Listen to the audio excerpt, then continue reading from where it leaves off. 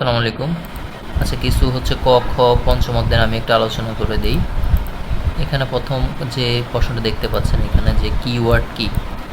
Keyword হচ্ছে C প্রোগ্রামের মানে কিছু শব্দ, মানে স্পেসিফিক শব্দ যেগুলো আপনি চাইলে নিজের মন মতো করে আর কি বসাইতে পারবেন না। মানে কি আপনার হচ্ছে সি প্রোগ্রামে দুই ধরনের হচ্ছে ওয়ার্ড আমরা ব্যবহার করতে পারি। একটা হচ্ছে চলক, আর একটা হচ্ছে ধ্রুবক, মানে ভেরিয়েবল আমরা যেটাকে বলি আর কি। একদম সিম্পলভাবে মনে রাখেন যে সি প্রোগ্রামের কিছু বিশেষ শব্দ আছে। ওই যে আমরা যেমন জানি না ইন্টেজার, প্লটে যেখানে দেখেন ক্যারেক্টার, ইফিলস, ডু ওয়াইল, যেগুলো দিয়ে আমরা কাজ করি আর কি, হ্যাঁ, সুইচ, রিটার্ন, এগুলো চাইলে আপনি অন্য কোথাও ব্যবহার করতে পারবেন না। এখন অন্য কথা বলতে কী বলছে, আপনি বলছে দুটো সংখ্যা যোগ করতে। এখন আপনি যদি লেখেন যে দুটি সংখ্যার মাঝে একটাকে ধরে নিলেন ইফ, ইফ সমান সমান ধরে নিলেন যে 6, আর একটার ধরে নীল সমান সমান সাপোজ 7, এগুলো কিন্তু করা যাবে না। আপনি এখানে এই ধরতে পারেন, বি ধরতে পারেন, এগুলোকে ধরতে হবে আর কি। তো কিওয়ার্ড কি? সি প্রোগ্রামের কিছু শব্দ আছে যেগুলো আগে থেকে নির্দিষ্ট কাজের জন্য ফিক্সড করা থাকে। আপনি চাইলে সেগুলো ভেরিয়েবল হিসেবে ব্যবহার করতে পারবেন না। একটা উদাহরণ দিয়ে দিবেন, 2-এর জন্য আসলে 2-2 পাবেন, এটা কনফার্ম। আচ্ছা, এরপরে আসেন আমরা আরেকটা দেখি, আরেকটা কোশ্চেন আমাদের নিচের দিকে একটু দেখি। এখানে আরেকটা কোশ্চেন, যে এই যে এটা সবচেয়ে গুরুত্বপূর্ণ, এটা বুঝছেন? এই কোশ্চেনটা মানে দুইভাবে আসতে পারে। দুইভাবে বলতে কি, আমি কোশ্চেন টাইপটা আগে আলোচনা করি। দেখেন এখানে আছে কি এ প্লাস প্লাস, মানে এর পরে এক করে বাড়ানো, দেখছেন? এর সাথে এক করে বাড়ানো, অথবা আগে এক বাড়াই নেওয়া, কাজ কিন্তু দুইটা। দেখেন আগে প্লাস দেওয়ার পরে প্লাস দেওয়া, দুইটা কিন্তু ভিন্ন বিষয়। তো এটা কীভাবে ভিন্ন বিষয় দেখেন, একটা দুইটাই কিন্তু বাড়াচ্ছে, তাই না? এটাও বাড়াবে, এটাও বাড়াবে, কিন্তু কীভাবে বাড়াবে দেখেন। এ প্লাস প্লাস এটাকে বলে পোস্ট ইনক্রিমেন্ট। পোস্ট মানে পূর্বে, হ্যাঁ, পূর্বে বাড়ানো আর কি। আর সরি, পরে বাড়ানো। আর প্লাস প্লাস এ মানে হচ্ছে প্রি ইনক্রিমেন্ট। তো এটার মানে বুঝাচ্ছে, আপনি খেয়াল করেন, জাস্ট আপনার পরীক্ষা আসলে এইভাবে লিখবেন, যেভাবে আসুক। ধরেন যে সংখ্যাটা থাকবে ওই সংখ্যার সাথে পরে প্লাস প্লাস আছে, তখন এটা লিখবেন কি, পূর্ণমান যেটা আছে সেটাই কি করবে, আগে ব্যবহার করা হবে, তারপরে এর মান বাড়াবে 1। আর এখানে কি করবে, প্রথমে এক, এর মান 1 বাড়া, পরে হচ্ছে নতুন মান ব্যবহার করবে। এক্সাম্পল কি দেখেন, এ সমান এটাতে আছে ধরেন 5, এখন আপনি লিখলেন B equal to A plus plus, তার মানে কি বি এখানে 5ই থাকবে, তবে আগে কি হবে, এখানে আগে এর মান 6 হবে। পরেরটা দেখেন, এখানে প্লাস প্লাস এ আছে, তার মানে কি হবে, আগে এ 6 হবে, পরে বি এর মান গিয়ে 6 হবে এখানে। ঠিক আছে, যেমন এখানে আগে কি হয় নাই, বি এর মান 6 হয় নাই, আগে এর মান 6 হয়েছে। বুঝছেন? এটার ক্ষেত্রে কি হয়েছে দেখেন, আগে এর মান 6 হয়েছে। এই যে খেয়াল করেন, বি এর মান কি আছে, 5ই আছে, চেঞ্জ হয় নাই, তবে এর মান কি হয়েছে, 1 বাড়ছে, বাইরে 6 হয়েছে। আবার এটার ক্ষেত্রে দেখেন, এর মান 6 হয়েছে, পরে গিয়ে বি এর মান 6 হয়েছে। তো এটা হচ্ছে এইভাবে যদি মনে না থাকে, বা সিম্পলভাবে যদি মনে রাখতে চান যে না এটা একটু টাফ লাগতেছে আপনার কাছে, জাস্ট 2 লাইনে এটা সোজা ভাষায়, যেখানে এই অংশটুকু জাস্ট মনে রাখবেন। নিচে দেখেন এ প্লাস প্লাস মানে কি, আগে কাজ করবে পরে মান বাড়াবে। আর এখানে হচ্ছে কি, আগে মান বাড়বে পরে কাজটা করবে। ঠিক আছে, এইভাবে মনে রাখতে পারেন আপনারা। এ প্লাস প্লাসের কাজ হচ্ছে কি, আগে কাজটা করবে পরে মান বাড়বে, আর এখানে হচ্ছে আগে মান বাড়বে পরে কাজটা করবে। এইভাবে ছোটো করেও মনে রাখতে পারেন। তো এই প্রশ্নটা এইভাবে আসতে পারে। ধরেন আপনাকে এখানে এ প্লাস প্লাস না বলে বললো ভেরিয়েবল, লেখা একটু বুঝে নিন, ভেরিয়েবল প্লাস প্লাস, তাও বুঝবেন কি, আগে কাজ করবে পরে মান বাড়বে।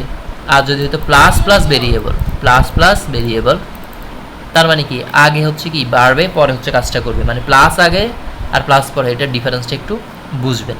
তো আমরা হচ্ছে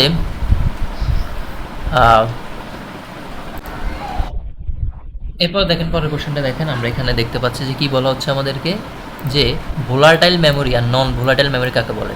এগুলো কিন্তু পঞ্চম অধ্যায়ের জন্য পড়তেছে। ভোলাটাইল মানে মনে রাখবেন যে ধরেন ভুলে গেছে, বিদ্যুৎ চলে গেছে, ডাটা মুছে গেছে, ভোলাটাইল মানে এইভাবে মনে রাখবেন। নন ভোলাটাইল মানে কি, সে ভুলে নাই, বিদ্যুৎ চলে গেলে ডাটা থাকবে, ডাটা মুছে যাবে। ভোলাটাইল হচ্ছে দ্রুতগতি, কিন্তু এটা ক্ষণস্থায়ী, মানে অস্থায়ী আর কি, খুব দ্রুত চলে যায়, এই জন্যই। এরপর হচ্ছে ধীরগতি, নন ভোলাটাইল হচ্ছে ধীরগতি কিন্তু এটা স্থায়ী, যেমন উদাহরণ র্যাম, এটার উদাহরণ হচ্ছে রোম। শেষ, এটা এইভাবে আসে। ভোলাটাইল মেমোরি আর নন ভোলাটাইল মেমোরির পার্থক্য, অথবা ভোলাটাইল মেমোরি বলতে কী বুঝো, অথবা নন ভোলাটাইল মেমোরি বলতে কী বুঝো। আচ্ছা, এরপরটা আসেন ভার্চুয়াল মেমোরি বলতে কী বুঝি আমরা এখানে। আচ্ছা, ভার্চুয়াল মানে এখানে বুঝাচ্ছি কি, আমরা হচ্ছে ধরেন আপনি আলাদা করে আর কি, আপনার ধরেন মোবাইলে জায়গা নেই বা কম্পিউটারের জায়গা নেই, আলাদা করে মেমোরি অ্যাড করা এরকম। আপনি যদি র্যামের জায়গায় কী হয়, সীমিত হয়, অল্প হয়, তখন সেখানে কী হয়, জায়গা আপনি বড় করে নেওয়া, এটাকে বলা হয় ভার্চুয়াল মেমোরি। তো এটা হার্ড ডিস্কে যেমন আমরা কী ব্যবহার করি, র্যাম হিসেবে ব্যবহার করতে পারি, যাতে করে আমরা বড় কোনো প্রোগ্রামে চালাইতে পারি। আপনাদের জন্য আর কি বোঝার জন্য বলতেছি যে বড় কোনো ভিডিও নিতে পারেন যদি আপনার ভার্চুয়াল মেমোরি যুক্ত করেন আর কি। নতুন মেমোরি যুক্ত করা, এইভাবে মনে রাখবেন, ভার্চুয়াল মেমোরি নতুন মেমোরি যুক্ত করা বা র্যাম বাড়ানো। ক্যাশ মেমোরি কাকে বলে? ক্যাশ মেমোরি হচ্ছে কি সিপিইউ, মানে কম্পিউটারের ক্ষেত্রে যে সিপি যেটাকে বলে আর কি। তো সিপিইউ এর খুব কাছাকাছি মেমোরি এটা থাকে। এখানে আমরা কি করতে পারি, আমাদের ডেটাগুলো জমা রাখতে পারি, যাতে আমাদের কি হয়, আমাদের যে কাজ করি কাজের গতিটা বাড়ে আর কি। এইভাবে মনে রাখবেন ছোট ছোট করে। সোর্স কোড কাকে বলে? আমরা প্রোগ্রামার দ্বারা যে কোডটা লিখি সেটা হচ্ছে কি সোর্স কোড, মানে যেটা আপনি নতুন করে লেখেন, ঠিক আছে, এটাকে বলা হবে, মানে প্রথম কোডটাকে বলা হয় সোর্স কোড। তো এটা মানুষের বোঝার মতো করে লিখতে হয় আর কি। আর শেষে ডট সি দিতে হয়, ঠিক আছে, ওই যে সি প্রোগ্রামের শেষে মনে রাখবেন ডট সি দিতে হয় শেষে। এবার অবজেক্ট কোড কাকে বলে? অবজেক্ট কোড কি? অবজেক্ট কোড মানে হচ্ছে, একটু মনে রাখেন, মানুষ যেটা লেখে সেটাকে বলা হয় সোর্স কোড। আর আমাদের অবজেক্ট কোড কোনটা, যেটা কম্পিউটার বুঝে তাকে বলা হয় অবজেক্ট কোড। তো এখন মানুষের কোড তো আর কম্পিউটার বুঝবে না, সেটাকে কম্পাইলার বা ইন্টারপ্রেটার দিয়ে আমরা ট্রান্সলেট করি, এটা মেশিন ভাষা। এটা শেষে দিতে হয়, দেখেন অবজেক্টিভ যেহেতু বা অবজেক্ট যেহেতু ওবিজি দিতে হয়, সোর্স কোডের শেষে দিতে হয় ডট সি, আর অবজেক্ট কোডের শেষে দিতে হয় ওবিজি। এরপরও কোশ্চেনটা দেখেন, অনুবাদক প্রোগ্রাম, এগুলো তো পড়াইছে আপনাদেরকে, ভালোভাবে পড়াইছে, খুবই ইম্পর্টেন্ট। অনুবাদক প্রোগ্রাম জাস্ট নর্মালভাবে মনে রাখবেন, কীভাবে, কম্পিউটারকে বোঝানোর জন্য যে প্রোগ্রাম ব্যবহার করা হয় তাকে বলা হয় অনুবাদক প্রোগ্রাম। শেষ। তো অনুবাদক প্রোগ্রাম আমরা জানি তিনটা, কম্পাইলার, ইন্টারপ্রেটার আর হচ্ছে অ্যাসেম্বলার। অ্যাসেম্বলারটা আলাদাভাবে বলছিলাম, অ্যাসেম্বলি ভাষাকে অনুবাদ করার জন্য অ্যাসেম্বলার নামক অনুবাদক প্রয়োজন হয়। এটা দ্রুতগতি সম্পন্ন, এটা শুধু অ্যাসেম্বলারের জন্য ব্যবহৃত হবে। আর কম্পাইলার ইন্টারপ্রেটারটা খুব ভালোভাবে পড়াইছিলাম। কম্পাইলার কী করে, সম্পূর্ণ প্রোগ্রামটা একবারে পড়ে, এই জন্য সময় কম লাগে, ভুল খুঁজে বাইর করা কঠিন।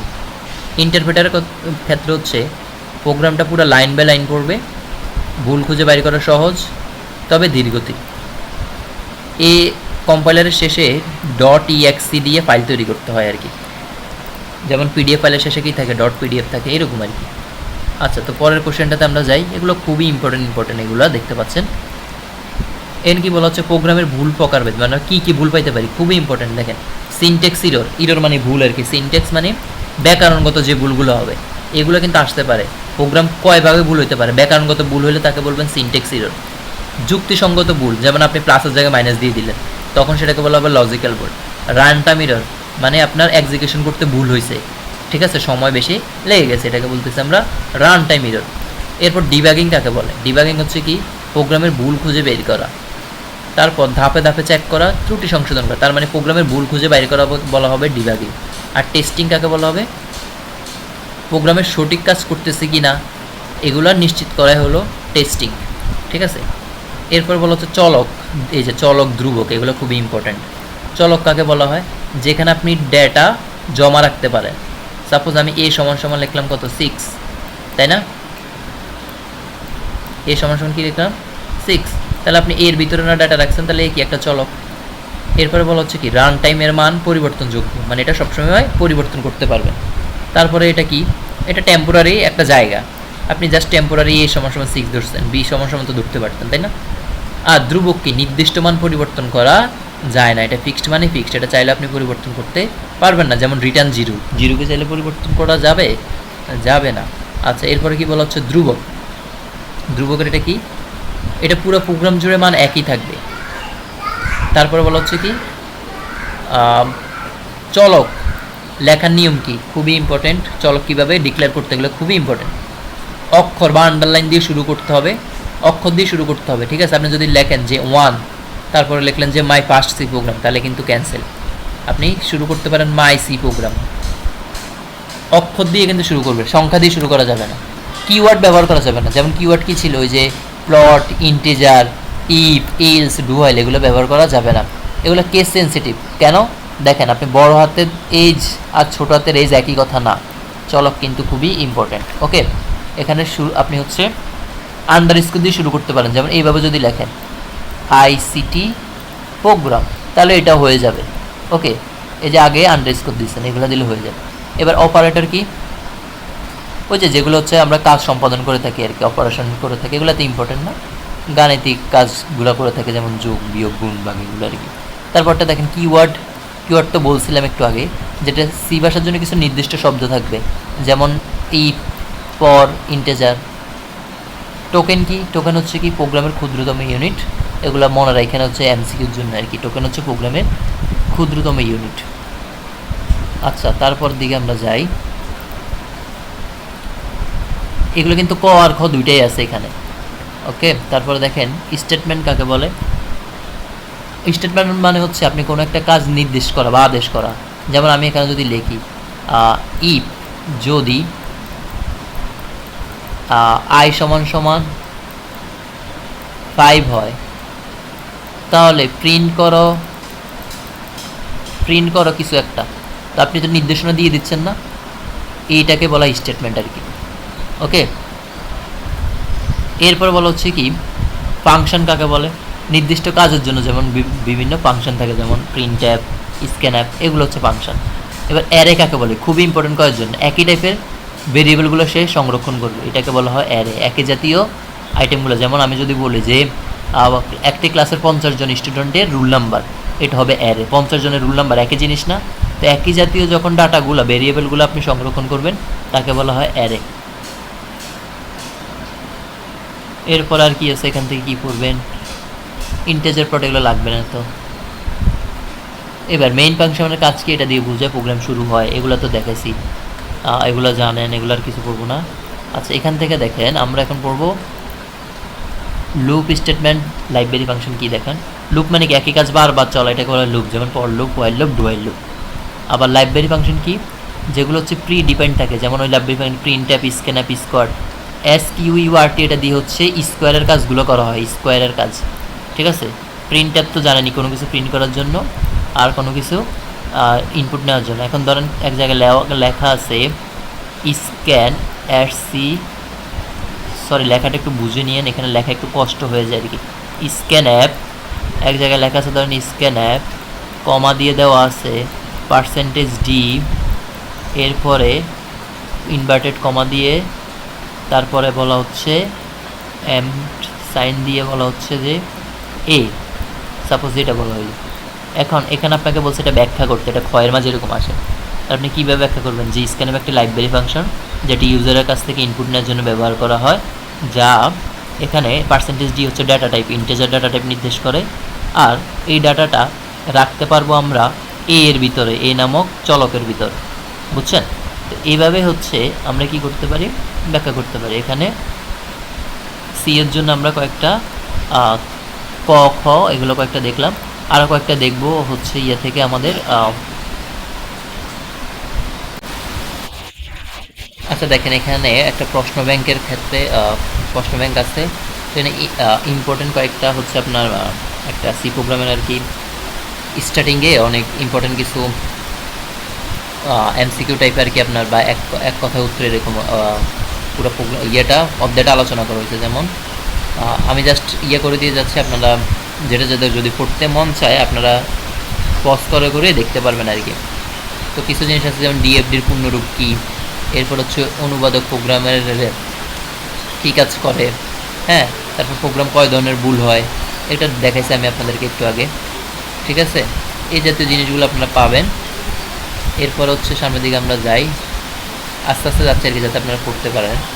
তো আবার এখানে বলা হচ্ছে আপনার বাগ বলতে কি বোঝা হয়, বা ডিবাগ বলতে কি বোঝা। দেখেন বাগ কি আর ডিবাগ কি, দেখেন বাগ মানে হচ্ছে প্রোগ্রাম যে কোনো ভুল চিহ্নিত করতে পারলে তাকে বলা হয় বাগ, আবার বাগকে সমাধান করাকে বলা হয় ডিবাগ। ঠিক আছে, আর ত্রিভুজের ক্ষেত্রফল নির্ণয়ের সূত্র, এটা হাফ ইন্টু ভূমিকোণ উচ্চতা, এগুলো জানি আমরা। অ্যালগরিদমের গ্রাফিক্যাল রিপ্রেজেন্টেশন বা চিত্রগত প্রকাশ হলো ফ্লোচার্ট, এটা আমরা জানি। এরপর হচ্ছে আরও নিচের দিকে যাই, এখানে দেখেন বৃত্তের ক্ষেত্রফলের জন্য আছে সূত্র, তারপর হচ্ছে পরিসীমা নির্ণয়ের জন্য সূত্র আছে, এরিয়া নির্ণয়ের সূত্র আছে। আচ্ছা, এখানে যেটা একটু আসে মাঝে মাঝে, যেটা মানে পোলাপাইন ভুল করে একটু, এই যে সুডো কোড কি, হ্যাঁ, এই যে সুডো শব্দের অর্থ হচ্ছে মিথ্যা, আর সুডো কোড মানে হচ্ছে মিথ্যা কোড। সুডো কোড ব্যবহার করা হয় কখন? প্রোগ্রামের কোডিংয়ের পূর্বে ব্যবহার করতে হয়। তারপর এখানে আর কি আছে, ANSI পুনরূপ দেখে নিতে পারেন, আমেরিকান ন্যাশনাল স্ট্যান্ডার্ড ইনস্টিটিউট। তারপর সি ভাষায়, এই যেখানে আর কিছু কথা আছে, সি ভাষায় প্রোগ্রামটা C++-এ চালানো যাবে। আর এরপর কি হচ্ছে, প্রত্যেক স্ট্যান্ডার্ড লাইব্রেরি যে ফাইলসমূহ ফাংশনে রাখা, এগুলো জানি। ওই যে হেডার ফাইল কোনটা, যেমন studio.h, এই যে এইচ থাকলে বুঝবেন এটা কি হেডার ফাইল, এটা ইনক্লুড দিয়ে যুক্ত করতে হয়। studio.h সবচেয়ে বহুল ব্যবহৃত এটা হেডার ফাইল এটা, হ্যাঁ। আচ্ছা, এরপর হচ্ছে এখানে আরও কয়েকটা আছে, জাস্ট দেখে নিন যদি মন চায়। এই যে স্টুডিওর ভিতরে আন্ডারে কী কী আছে, print app, scan app, gates, ঠিক আছে। তো এগুলো হচ্ছে থাকে। আবার এখানে একটা দেখতে পারেন যে গেট এজ, এটা কখন ব্যবহার করা হয়। এই দেখেন গেট এজ কখন ব্যবহার করা হবে, যখন আপনার স্ক্রিন যাতে অফ না হয়ে যায়, ঠিক আছে, তখন ব্যবহার করা হয় গেট, স্ক্রিনটা সবসময় চালু থাকবে আর কি। আর CLR এটা ব্যবহার করবেন কখন, যখন হচ্ছে আউটপুট থাকবে সেটা ক্লিয়ার করতে চান, আপনি ব্ল্যাঙ্ক করতে চান আর কি, যাতে স্ক্রিনে কোনো প্রকার কিছু না থাকে, তখন এটা ব্যবহার করা হয়। আচ্ছা, এরপরে আর কি আছে, ওই যে স্কোয়াড যখন বর্গমূল করতে হয়, মানে রুট করতে হয়, এই যে এটা স্কোয়াড যখন বর্গমূল করতে হয় বা রুট করতে হয়। আচ্ছা, এগুলো গেল। আর এখান থেকে কি পড়বেন,